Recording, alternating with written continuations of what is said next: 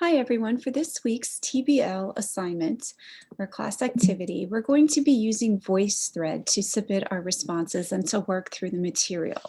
If you are not familiar with this platform, please watch this tutorial video so that you will be able to actively participate in this week's activity.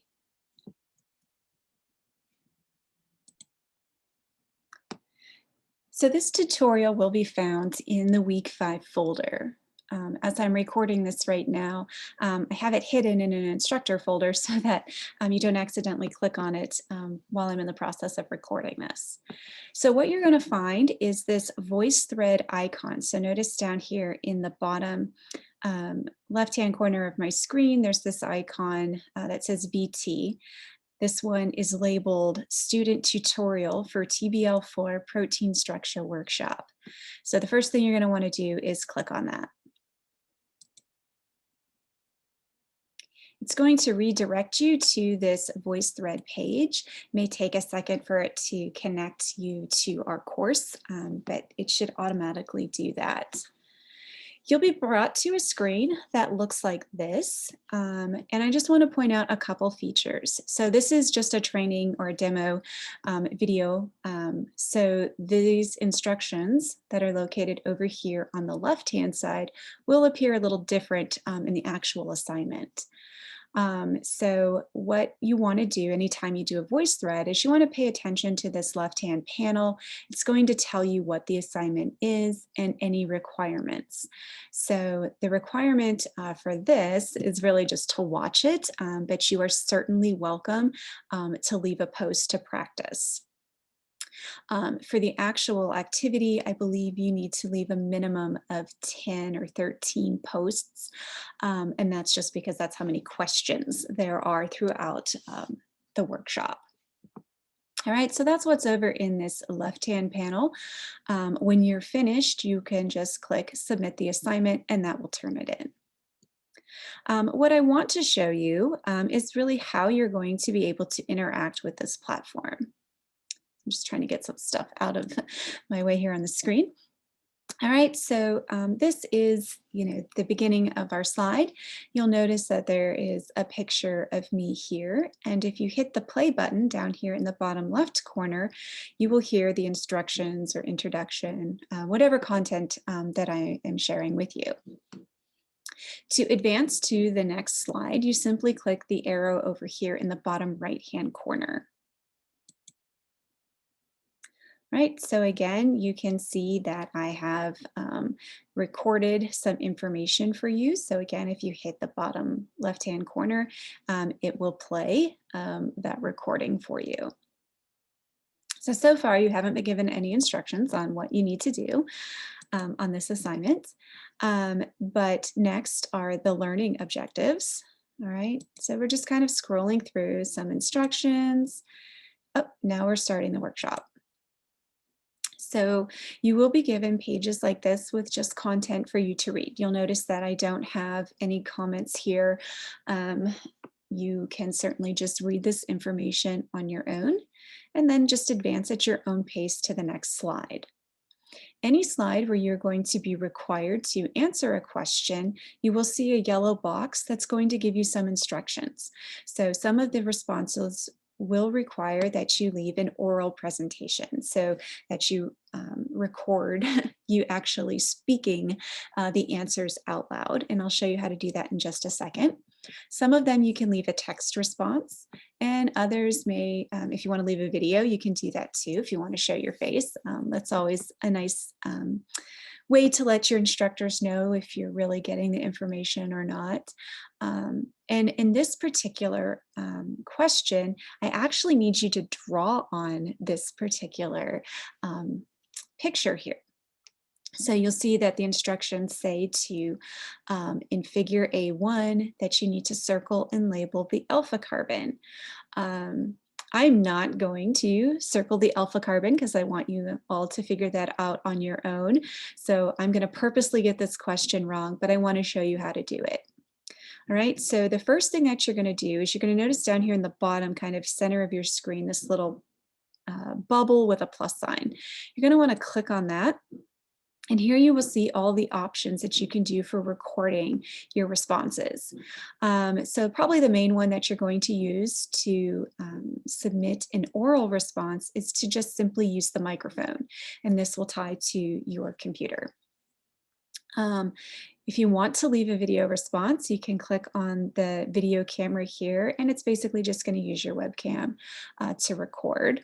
And then if you want to leave a text, so just type in an answer, you can click on the ABC button. If your microphone isn't working for some reason, you can also have VoiceThread call you. So you can click on the little telephone icon here and enter your phone number, and it will call you so that you can basically leave like a voicemail, and it will put that response in here. But hopefully everyone will be able to use their microphone. So let's try that right now. So for this particular question, it says that I need to start the audio recording function to use the annotation tool to circle the appropriate structure. All right, so once I hit this microphone, you're going to get this countdown screen. So you know you've got a little bit of time to prep. Okay, you'll see the little red blinking light down here at the bottom that says it's recording. And now I have a pencil. So if you click on the pencil, it's going to give you some options of different colors. I would suggest that we probably stay away from white, yellow, and black, as those are going to be very hard to see on this particular background. So I'm going to go ahead and choose blue. That seems to be a friendly color. And I am just going to circle a hydroxyl group. All right, so if I'm recording my response, I'm going to circle this and say, this is the hydroxyl group. All right, and then you can see question number 2 says to circle the amino group and the carboxyl group. So, you know, when you circle those responses, you're going to say question 2, this is my carboxyl group. Question 2B or whatever, this is my amino group. All right, and you can just simply circle them.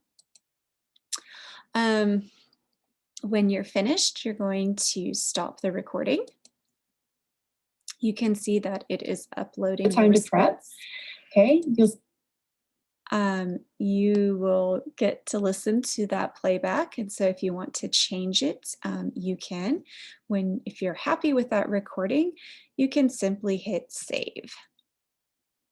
You'll notice over here on the left that it is processing. You do not have to wait for it to finish processing before you move to the next slide. All right, and so you'll just use these bottom arrows on the right-hand corner to forward through the presentation and fill out the responses. I'm just going to show you one more example. This one's says that I can either record my answer orally or by text. So I have the option to use the text feature. And so I would just say, here is my response to question 1. I think the sky is blue. All right, and that's a completely bogus answer, but it's just an example to show you how you can do that. If I would recommend for a slide like this that has multiple questions that you make, 2 different replies. And I believe it'll work so that if everyone has this pulled up in your team, that multiple people can go ahead and give a response. So if, Jasmine wants to respond to question 1 and Alejandro wants to respond to question 2, that would be great, right? So that everyone gets a chance to contribute to this assignment. But again, please discuss all the answers with your team and come to an agreed upon response and then answer it. The next one here is one of our tables. And so this one I would strongly recommend leaving an oral response to. I think it's going to be really hard to write in the box. Another option is that you could even leave a text. So if you wanted to say, your chemical group, and name it, and then, rule for chemical group, right? And you would describe your rule. So you can also use the text feature for this one. And again, I would submit a separate text feature for each of the 4 options if that's what you choose to do. All right, and so like I said, you're just going to work through this presentation or this workshop, answer the questions, study the figures as you go along, and just provide your responses. And when you get to the very end, so let's just zoom very quickly through this presentation. It kind of went crazy there on us. You'll come to this slide that tells you you have finished. And when you're done, you simply can just click on Submit Assignment, and then you can return to the course. Right, and it'll just bring you back here. And then I'll be able to see your responses on my end. So I hope you enjoy this type of activity and that it works well. This is my first time trying VoiceThread in this type of way. So hopefully it's engaging for you all. If you have any questions during the exercise, please feel free to come back into the main room and we can try to troubleshoot. But I do encourage you to play around with this prior to class on Friday. Thanks. I'll see you soon.